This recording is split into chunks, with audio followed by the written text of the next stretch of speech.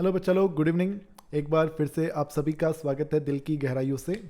Class 12th के हमारे जितने भी स्टूडेंट्स हैं बेटा, आपका जो चैप्टर 5 है जिसका नाम है कॉन्टिन्यूटी एंड डिफरेंशिएबिलिटी, इस पूरे चैप्टर में बेटा एक हमारी जो एक्सरसाइज है, सबसे आखिरी वाली एक्सरसाइज है हमारी 5.8। इसमें दो टॉपिक हैं। पहला जो टॉपिक है वो है रॉल्स थ्योरम और दूसरा है मीन वैल्यू थ्योरम। बेटा ये जो दोनों टॉपिक हैं ये सीबीएसई में ये दोनों ही टॉपिक डिलीटेड हैं, लेकिन वो बच्चे जो सीबीएसई बोर्ड के नहीं हैं, दूसरे बोर्ड में हैं और उनके सिलेबस का ये हिस्सा है, या फिर वो बच्चे जो नेक्स्ट ईयर के CUET एग्ज़ाम की भी तैयारी कर रहे हैं, तो उन सब के लिए बेटा ये टॉपिक जो है वो इम्पॉर्टेंट है। आपको इस टॉपिक का आइडिया होना चाहिए कि रॉल्स थ्योरम क्या है और मीन वैल्यू थ्योरम क्या है। सो मेरे जितने भी स्टूडेंट इस वीडियो को देख रहे हैं, कमेंट करके आप सभी को अपनी अटेंडेंस जरूर लगानी है। स्टार्टिंग में अपनी अटेंडेंस लगा दो, इस सेशन को लाइक कर देना कि हाँ भाई हमने देख लिया है, और कमेंट करके बताना है कि यस सर हमने ये वीडियो देख लिया है। मैं इस पूरे टॉपिक को यहाँ पे ढंग से डिटेल में समझाऊंगा और कंसेप्चुअली बेटा मैं हर एक बात को यहाँ पर मैं आपको बताने वाला हूँ। किसी भी पार्ट में कहीं पर कोई दिक्कत अगर आप लोगों को लगेगी तो कमेंट करके मुझ तक बेटा बता देना, अपनी जो फीडबैक जो अपना है वो पहुँचा देना यार, ठीक है। तो बच्चे शुरुआत करेंगे, ज़्यादा देर नहीं करते। सबसे पहले बच्चे मैं आप लोगों को यहाँ पर बताने वाला हूँ रॉल्स थ्योरम के बारे में। रॉल्स थ्योरम, अब ये जो बच्चे हैं ना, ये बच्चे इसको रोले थ्योरम भी बोलते रहते हैं, रोले थ्योरम। अब ये रोले थ्योरम क्या है, तो बेटा देखो ऐसा है ना, एक रोले बाबा हुए थे, रोले बाबा, ठीक है जी। अब ये जो रोले बाबा थे, इन रोले बाबा की इन्होंने ना इनकी जो बातें हैं मैथमेटिक्स में, इनकी एक बात है, इनके द्वारा एक बात बताई गई है। इन्होंने कहा कि अगर कभी ना, जैसे आप डॉक्टर के पास भी जाते हो तो डॉक्टर आपसे पूछता है ना कि हाँ बता बेटा तेरे को खांसी आ रही है, बता तेरे गले में दर्द हो रहा है, बता तेरा सर दर्द हो रहा है। तो इन सब लक्षणों के आधार पर पहले वो लक्षण सुनते हैं कि भाई दिक्कतें क्या क्या आ रही हैं, तब उसके बाद वो अपना एक कंक्लूजन ड्रॉ करते हैं। तो ये जो रोले बाबा हैं, इन्होंने भी क्या कहा, इन्होंने बोला कि एक फंक्शन, एक ऐसा फंक्शन जो कि जिसका नाम हम ले सकते हैं let's say y equal to f x, ये कोई फंक्शन है, ठीक है, y equal to f x.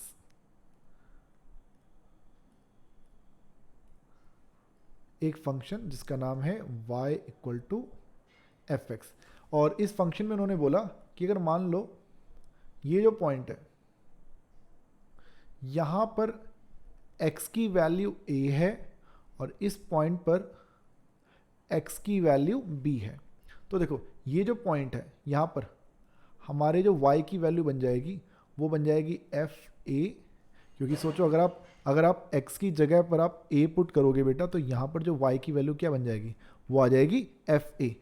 और इस पॉइंट पर हमारे क्योंकि x की वैल्यू b है, तो हमारे y की वैल्यू क्या बन जाएगी, वो बन जाएगी एफ बी। तो रोले बाबा ने बोला, रोले बाबा ने कहा कि इस पॉइंट से लेकर इस पॉइंट तक, इस a से लेकर इस b तक, क्या हमारा फंक्शन कॉन्टिन्यूस है या नहीं है, क्या हमारा फंक्शन कॉन्टिन्यूस है या नहीं है। अच्छा, कॉन्टिन्यूस आपको दिख रहा है कि भाई कॉन्टिन्यूस तो है। फिर रोले बाबा ने पूछा कि बता भाई क्या ये फंक्शन डिफरेंशिएबल है या नहीं है। तो डिफरेंशिएबल बेटा आपको मैंने बताया था, ग्राफ देखकर अगर बताना हो कि डिफरेंशिएबल है या नहीं है, तो फंक्शन में ये शार्पनेस नहीं आनी चाहिए, चोंच नहीं बननी चाहिए कहीं पर। तो आप देख सकते हैं इस बीच में कहीं पर भी कोई ग्राफ में कोई चोंच नहीं बननी, जैसे आपने मॉडुलस फंक्शन में देखा होगा ना, इस टाइप से देखो एक चोंच बन जाती है यहाँ पे।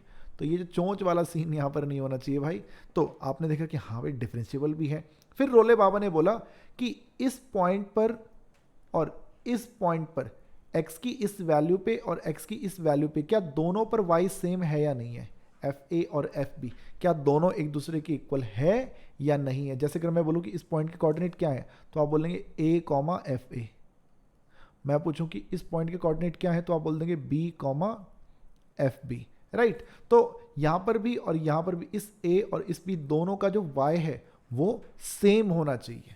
तो देखो तीन बातें रोले बाबा ने पूछी हैं, तीन बातें क्या क्या हैं। सबसे पहली चीज कि इन्होंने बोला कि जो हमारा y equal to f x, वो जो कर्व हमारे पास है, क्या हमारा जो फंक्शन है वो कॉन्टिन्यूस है या नहीं है। कॉन्टिन्यूस भी कहां पर, इन क्लोज इंटरवल a से b में। फिर उन्होंने बोला कि क्या हमारा फंक्शन डिफरेंशिएबल है या नहीं है। और डिफरेंशिएबल भी जब हम बोलेंगे तो यहाँ हम ओपन इंटरवल में ओपन इंटरवल में बोलेंगे, ओपन इंटरवल ए से बी में, यानी ए और बी के बीच में, ए और बी के बीच में डिफरेंशिएबल होना जरूरी है, भले ए और बी पर हो या ना हो, ठीक है। हाँ, कॉन्टिन्यूटी ए पर जरूर होनी चाहिए और बी पर कॉन्टिन्यूस जरूर होना चाहिए।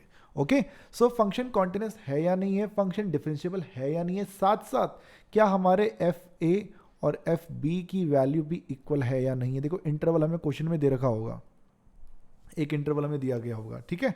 तो ये तीन चीजें बेटा उन्होंने चेक करने के लिए बोली। फिर उन्होंने बोला कि अगर ये तीन चीजें अगर सेटिस्फाई करती हैं कि फंक्शन कॉन्टिन्यूस भी है, फंक्शन डिफरेंशिएबल भी है, और साथ साथ हमारा जो फंक्शन है इसमें एफ ए और एफ बी दोनों भी एक दूसरे के इक्वल हैं, अगर ये तीन चीजें हैं, then Rolle's theorem applicable, then Rolle's theorem will be applicable. अब रॉल्स थ्योरम एप्लीकेबल होने का मतलब क्या है, तो भैया इनकी एक भविष्यवाणी है। इन्होंने बोला कि अगर ये तीन चीजें हुई हैं, अगर ये तीन चीजें हैं तो एक चौथी चीज भी होगी। अब वो चौथी चीज क्या है जरा वो समझना बेटा। इन्होंने बोला कि भाई अगर हमारा फंक्शन इस ए से लेके उस बी तक अगर कॉन्टिन्यूस है, फंक्शन डिफरेंशिएबल है, साथ साथ एफ ए और एफ बी दोनों एक दूसरे के इक्वल हैं, देन उस सिचुएशन में इस ए और इस बी के बीच में, एकदम बीच में जरूरी नहीं एकदम बीच में हो, साइड में थोड़ा हो सकता है, इधर भी हो सकता है उधर भी हो सकता है, कहीं ना कहीं पर एक पॉइंट ऐसा आएगा, कोई ना कोई इन दोनों के बीच में एक पॉइंट सी ऐसा आएगा जहां पर, जो कि एकदम या तो टॉप का पॉइंट होगा या फिर एकदम बॉटम का, या तो एकदम बॉटम का पॉइंट होगा एकदम टॉप का पॉइंट होगा। उस पॉइंट पर जो टेंजेंट बनेगा ना, उस पॉइंट पर एक टेंजेंट बनेगा, वो जो टेंजेंट बनेगा वो टेंजेंट पैरेलल होगा एक्स एक्सिस के। ये रॉल बाबा ने बोला, ये मैंने नहीं बोला, ये रॉल बाबा ने बोला है। कब?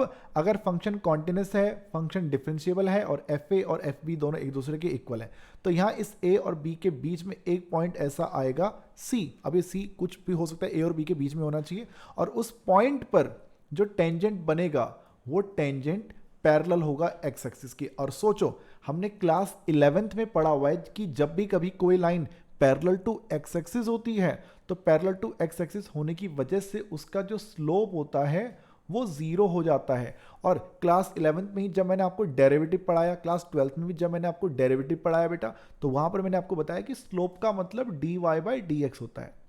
तो यानी कि हमारा जो डेरिवेटिव है इस पॉइंट पर, हमारा जो डेरिवेटिव है कहां पर, जब हमारा x कितना हो, c हो, तो इस पॉइंट पर जो हमारे डेरिवेटिव है यानी जो स्लोप है वो स्लोप जीरो आएगा, यानी कि dy बाई डी एक्स की value at x equal to C पर वो जीरो के इक्वल आएगी। हमारी एनसीईआरटी में इस चीज को ऐसे लिखा गया है कि f डैश c जो है वो जीरो के इक्वल होगा। और यहां पर आप लिख सकते हैं वेयर जो c है वो बिलोंग करेगा a और b के बीच में, ए और बी के बीच में ये बिलोंग करेगा। लेकिन कंडीशन है भाई ये तीन चीजें सेटिस्फाई करनी चाहिए। जैसे फॉर एग्जांपल मैं आपके सामने एक क्वेश्चन रखता हूं, हमारे पास एफ एक्स इक्वल टू दे देता है ग्रेटेस्ट इंटीजर ऑफ एक्स, और एक इंटरवल दे दिया गया है 2 से लेके 8 तक, ठीक है। और आपसे बोल देता है कि चेक या फिर verify Rolle's theorem, verify Rolle's theorem. Rolle's theorem को बेटा हमें यहां पर वेरीफाई करना है। तो ये चीज़ कैसे करी जाए भाई, ये चीज़ कैसे करी जाए? तो बच्चा लोग मैंने सबसे पहले आपको क्या बोला कि हमारा जो फंक्शन है वो कॉन्टिन्यूस होना चाहिए। तो देखो जो ग्रेटेस्ट इंटीजर फंक्शन होता है वो तो आपने प्रूव किया हुआ है कि वो तो कॉन्टिन्यूस तो होता ही नहीं है। स्टेप्स इसमें इस प्रकार से बनते हैं बेटा। तो ये जो ग्रेटेस्ट इंटीजर फंक्शन है, greatest integer function is not continuous. बोलो बच्चा, क्या 2 और 8 के बीच में ये 3 पर कॉन्टिन्यूस नहीं है, 4 पे नहीं है, 5 पे नहीं है, 6 पे नहीं है, 7 पे नहीं है, 8 पे नहीं है, इन पे तो कॉन्टिन्यूस है ही नहीं। दिस इज नॉट कॉन्टिन्यूस इन 2 से लेकर 8। तो भैया जब यही चीज नहीं है तो हम आगे भी नहीं चेक करेंगे, हम क्या बोल देंगे, Rolle's theorem is not applicable. ये हमारे लिए एप्लीकेबल यहां पर नहीं होगी। अच्छा सर ठीक है, अगर यहां पर ये एप्लीकेबल नहीं है तो लेट्स से मैं एक फंक्शन लिख लेता हूं एफ एक्स इक्वल टू हमें दे दिया जाता है मॉड्यूलस के अंदर x माइनस वन और एक इंटरवल दे दिया गया 0 से लेकर या फिर -1 से लेकर 3, -1 से लेकर 3, ये हमें एक इंटरवल दे दिया गया और आपसे बोल देता है कि वेरीफाई करो रॉल्स थ्योरम को, वेरीफाई रॉल्स थ्योरम। ये जो रॉल्स थ्योरम है बेटा वो मुझे यहाँ पर वेरीफाई करनी है। तो अब यहाँ क्या करें, तो बेटा देखो हमारा जो फंक्शन है y इक्वल टू मॉड्यूलस के अंदर x माइनस वन, इसका अगर आप ग्राफ बनाओगे बच्चे तो ये ग्राफ आपको कुछ इस तरह से देखने को मिलेगा। इसका जो ग्राफ है वो आपको कुछ इस तरह से देखने को मिलने वाला है। तो ये जो फंक्शन है ये कॉन्टिन्यूस तो है, ये कॉन्टिन्यूस तो है भाई, देख सकते हैं कॉन्टिन्यूटी तो इसमें है भाई, कॉन्टिन्यूटी तो इसमें है, कहाँ पर -1 से लेकर 3 तक कॉन्टिन्यूस तो है। बट ये जो f है दिस इज नॉट डिफरेंशिएबल, ये डिफरेंशिएबल नहीं है बेटा, ये डिफरेंशिएबल ये नहीं है। कहाँ पर, एट x इक्वल टू 1 पे। बेटा यहाँ पे देख सकते हैं यहाँ पे चोंच बन रही है, मैंने आपको बताया नहीं चिड़िया की चोंच जहाँ बन जाएगी वहाँ पर हमारा फंक्शन डिफरेंशिएबल नहीं होगा। सो यहाँ पर हम क्या बोल देंगे, so f is again function, so again Rolle's theorem is not applicable. Rolle theorem यहाँ लग ही नहीं सकती। रॉल बाबा की बात भविष्यवाणी वहाँ साबित होगी जहाँ पर पहले 3 चीज़ें भी सही हों। So Rolle's theorem again this is not applicable, this is not applicable. अच्छा जी ठीक है सर, तो एक काम करते हैं, अब ले लेते हैं एफ एक्स इक्वल टू, मैं ले लेता हूँ मान लो X square minus 2x plus 3 और एक इंटरवल ले लेता हूँ बेटा, मान लो मैं ले लेता हूँ -1 से लेकर 2 तक, -1 से 2 तक का बेटा मैंने यहाँ पे एक इंटरवल ले लिया है। ओके, और अब देखिए अगेन सेम चीज, वेरीफाई रॉल्स थ्योरम, वेरीफाई करो रॉल्स थ्योरम को। तो बच्चा लोग ऐसा है ना, ये जो क्वेश्चन हमें दिया गया है यहाँ पर, ये जो फंक्शन में दिया गया देख सकते हैं, क्लियरली देख सकते हैं बेटा कि एक पॉलिनोमियल फंक्शन है, f is a polynomial function. और जो पॉलिनोमियल फंक्शन होते हैं वो कॉन्टिन्यूस भी होते हैं और वो डिफरेंशिएबल भी होते हैं, ये हमने पढ़ रखा है। सो f is, since f is a polynomial function, so f is continuous इन -1 से 2, f is differentiable in open interval -1 से 2। ठीक है, अब एक तीसरी चीज भी चेक करनी थी गाइस, हमें ये भी चेक करना होता है कि एफ ए और एफ बी एक दूसरे के इक्वल है या नहीं है, ए यानी लोअर लिमिट और बी यानी कि अपर लिमिट। तो इस हिसाब से बच्चा मैं यहाँ पे नाउ मैं लोअर लिमिट यानी एफ -1 फाइंड करके देखता हूँ। तो -1 का स्क्वायर, मैं यहाँ पर एक्स की जगह -1 रखूंगा, -1 का स्क्वायर 2 × -1 + 3। ठीक है, सो ये बनेगा 3 और 2 5 जमा 1 6।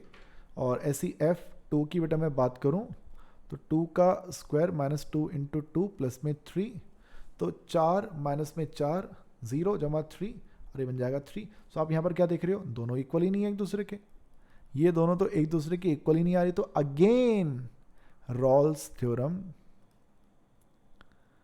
Is not applicable.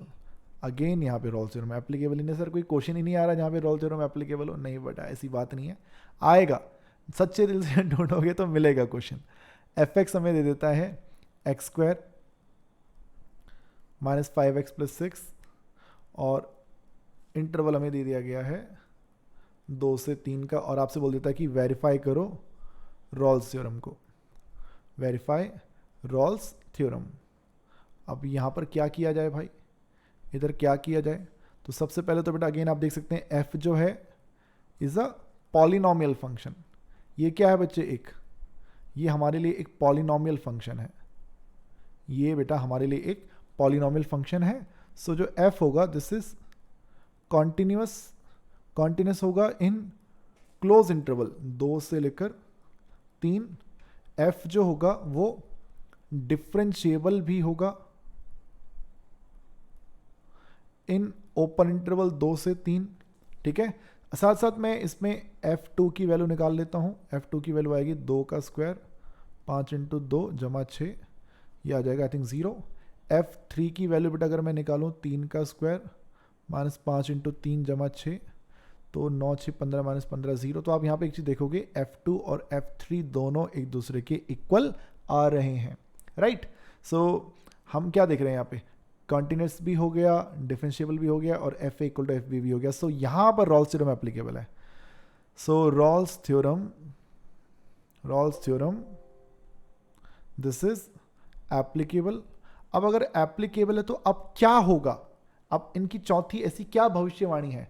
तो रॉल बाबा ने बोला है कि अगर कॉन्टिन्यूस है, डिफरेंशिएबल है और एफ ए और एफ बी भी इक्वल है तो इस सिचुएशन में ए और बी के बीच में एक पॉइंट होगा सी, और इस सी पर जो टेंजेंट बनेगा ना, वो टेंजेंट जो होगा वो एक्स एक्सिस के पैरेलल होगा, और एक्स एक्सिस के पैरेलल होने की वजह से हमारे डेरिवेटिव जीरो आएगा. तो एक काम करते हैं, रॉल्स थ्योरम एप्लीकेबल है तो नाउ मैं एक काम करता हूँ, इसमें जो y हमारे पास है वो है x square minus 5x plus 6. मैं इसका डेरिवेटिव करके देखता हूँ. तो डेरिवेटिव आ जाएगा 2x माइनस 5. मैं डेरिवेटिव में x की जगह पर पुट कर लेता हूँ c और इसे इक्वल टू रख लेता हूँ 0. तो हो जाएगा 2c माइनस 5 इक्वल टू रख दिया 0.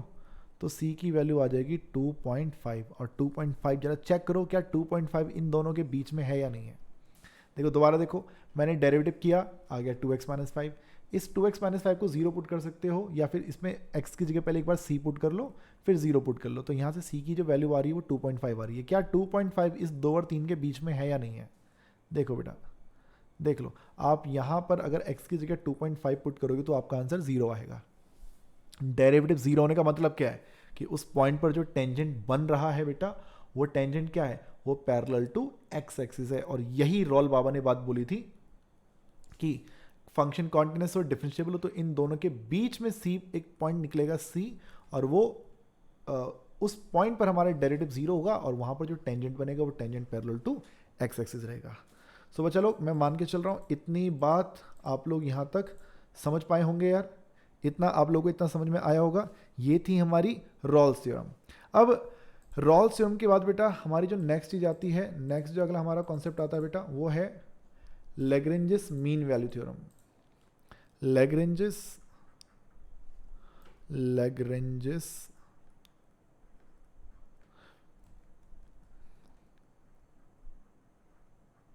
मीन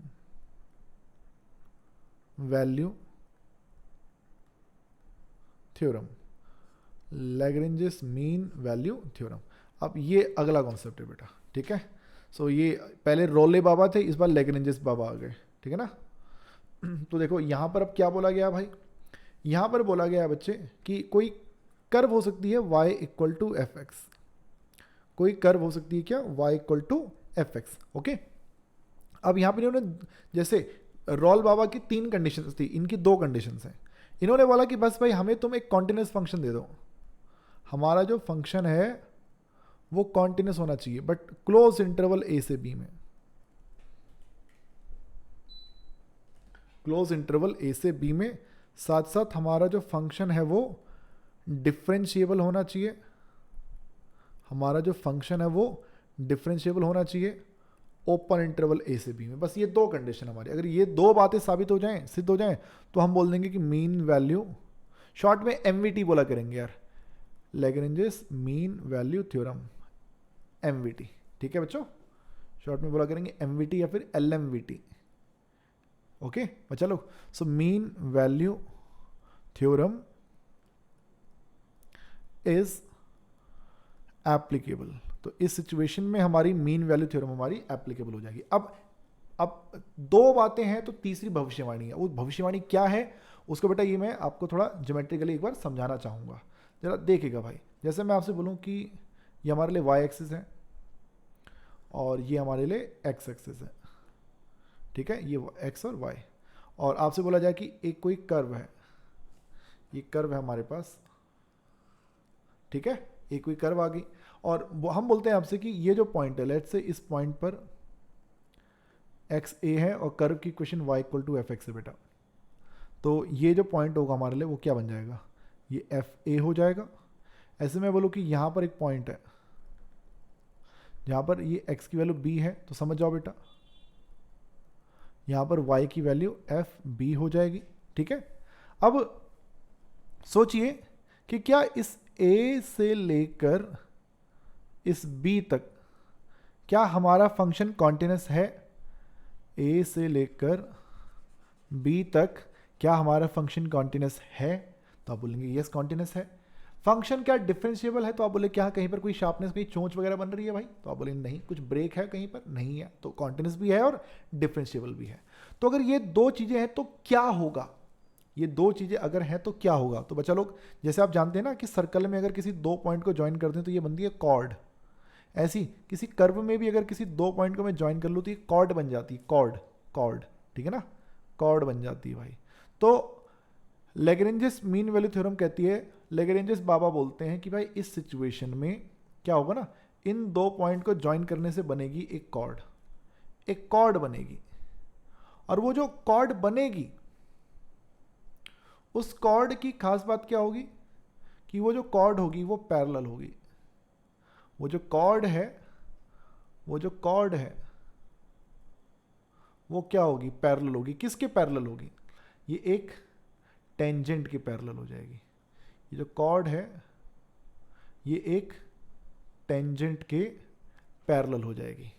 यानी अगर मान लो ये पॉइंट है P, ये पॉइंट है Q, तो then mean value theorem is applicable. तो मीन वैल्यू थ्योरम है क्या, देन जो हमारा जो कॉर्ड है, कॉर्ड PQ, वो पैरेलल हो जाएगा किसके, टेंजेंट के, tangent at R, tangent at R। जो टेंजेंट एट R है वो पैरेलल हो जाएगा किसके, कॉर्ड PQ के। और आपको मालूम है जब कॉर्ड और टेंजेंट दो लाइन अगर आपस में पैरेलल हो तो उनके जो स्लोप हैं वो इक्वल होते हैं। तो slope of PQ and slope of tangent, ये दोनों एक दूसरे के इक्वल हो जाएंगे। ये चीज मैं नहीं बोल रहा हूं, ये बात किसने बोली है, ये मीन वैल्यू थ्योरम में बेटे लेग्रेंजेस बाबा ने बोली है। इन्होंने क्या बोला, इन्होंने सिंपल सी एक बात बोली कि अगर कोई कर्व है, कर्व पे इस पॉइंट से लेकर इस पॉइंट तक अगर ये कॉन्टिन्यूस भी है और डिफरेंशिएबल भी है, अगर ये दो चीजें हैं तो इस पॉइंट को और उस पॉइंट को ज्वाइन करने से बनेगी क्या, एक कॉर्ड। जो कॉर्ड बनेगी वो कॉर्ड साथ साथ यहां पर एक टेंजेंट भी बनेगा, और जो टेंजेंट बनेगा, इस टेंजेंट की और इस कॉर्ड की खास बात क्या होगी कि ये दोनों आपस में पैरेलल होंगे।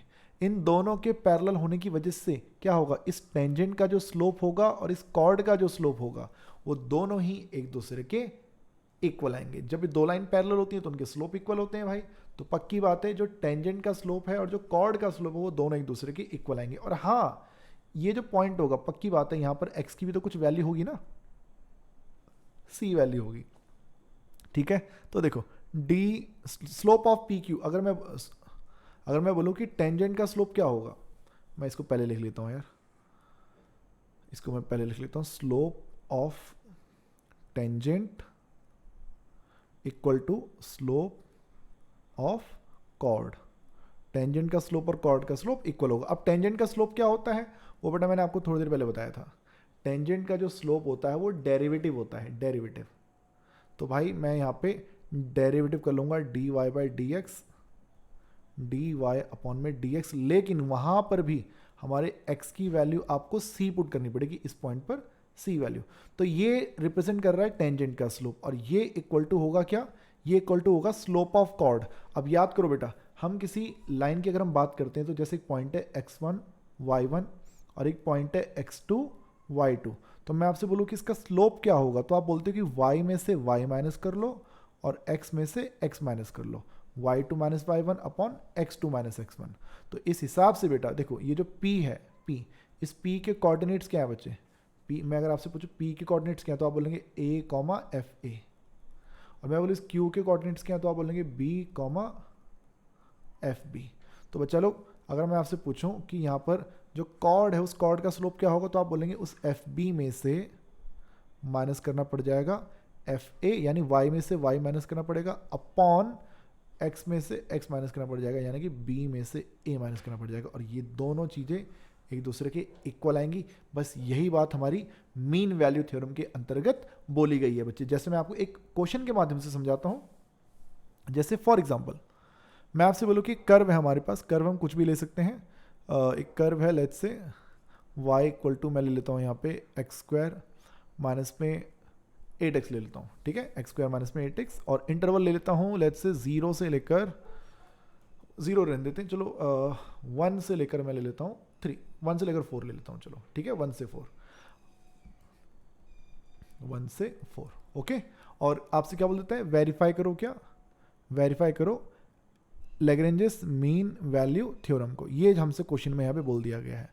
तो देखो अब इस मीन वैल्यू थ्योरम के अकॉर्डिंग सबसे पहले तो देखो जो फंक्शन हमें दिया गया है, दिस इज व्हाट, ये है polynomial, is a polynomial function. अब ऐसी ट्रिग्नोमेट्रिक फंक्शन भी आ सकता है, एक्सपोनेंशियल कुछ भी आ सकता है भाई, ठीक है। सो एफ इज पॉलिनोमियल फंक्शन, सो हमारा जो एफ होगा will be, this will be continuous, कहां पर, इन क्लोज इंटरवल 1 से 4, F will be differentiable in open interval 1 से 4, ये दो चीजें आ गई।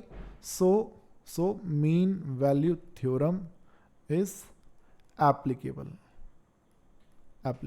राइट। सो नाउ अब जो है बेटा, नाउ मैं यहां से हमारे पास जो y है वो है एक्स स्क्वायर माइनस में 8x, तो dy बाई डी एक्स जो मेरा निकलेगा वो आ जाएगा एक्स स्क्वायर का डेरिवेटिव 2x और 8x का डेरिवेटिव हो जाएगा 8, ठीक है। अच्छा ऐसा है बच्चे, हमारा जो f1 होगा वो क्या होगा, f1 यहाँ पर मैं x की जगह अगर 1 पुट कर दूँ तो क्या बनेगा, 1 का square minus 8 into 1, this will be -7। मैं पूछूँ f4 ये क्या होना चाहिए, तो f4 यानी 4 का square minus 8 into 4, so 16 minus 32, 16 minus 32 will be -16। So now ऐसा है बच्चे, हमारी जो मीन वैल्यू थ्योरम है उसके अकॉर्डिंग ये कंडीशन होनी चाहिए। तो now according to mean value theorem जो हमारा dy बाई डी एक्स है वो भी कहाँ पर, at X equal to C पे, तो वो इक्वल टू होगा F B minus F A upon में B minus A. D Y by D X था 2x minus 8, 2x minus 8, but x की जगह पर c पुट कर लूंगा तो ये बन जाएगा 2c माइनस 8, 2c माइनस में 8, f4 की वैल्यू हो जाएगी माइनस में 16, f1 की वैल्यू हो जाएगी माइनस का 7 अपॉन में 3, तो 2c माइनस में 8 माइनस 16 प्लस 7 कितना बनेगा बेटे, माइनस 16 प्लस 7 ये बन जाएगा कि ना माइनस का 9, और ये हमारा बन जाएगा अपॉन में 3, तो 2c माइनस 8 की वैल्यू हो जाएगी माइनस 3, और 2c हमारा बन जाएगा बेटा माइनस 3 प्लस 8 विल बी 5, और यहाँ से c की वैल्यू आ जाएगी 2.5, यहाँ से जो हमारा c निकलेगा बेटा वो आ जाएगा 2.5। और देख सकते हैं क्या 2.5 इस 1 और 4 के बीच में है, आप बोलेंगे यस ये 1 और 4 के बीच में लाई कर रहा है, और यही बात लैग्रेंजेस मीन वैल्यू थ्योरम के अंतर्गत बोली गई है। याद रखिएगा अगर फंक्शन कॉन्टिन्यूस नहीं है तो मीन वैल्यू थ्योरम एप्लीकेबल नहीं होगी, फंक्शन डिफरेंशिएबल नहीं है तो भी मीन वैल्यू थ्योरम एप्लीकेबल नहीं होगी। दो कंडीशन है उनको सेटिस्फाई होना जरूरी है बेटा। सो बच्चा लोग मैं मान के चलूँ ये दोनों थ्योरम आप लोगों को समझ में आई होंगी। ये था कंसेप्ट जो मैंने आपको पूरा डिटेल में यहाँ पर समझाया है, ठीक है। वीडियो कैसा लगा है भाई, जितने भी मेरे बच्चों ने वीडियो देखा है वो इस सेशन को प्लीज़ बेटा लाइक जरूर कर देना और कमेंट करके जरूर बताना कि सेशन आपको कैसा लगा है भाई, ठीक है। तो आज की क्लास में समाप्त कर रहा हूँ, और कैसे वीडियोस आपको चाहिए कमेंट करके जरूर बताना बेटा। ध्यान रखिएगा अपना। जय हिंद, जय भारत, वंदे मातरम।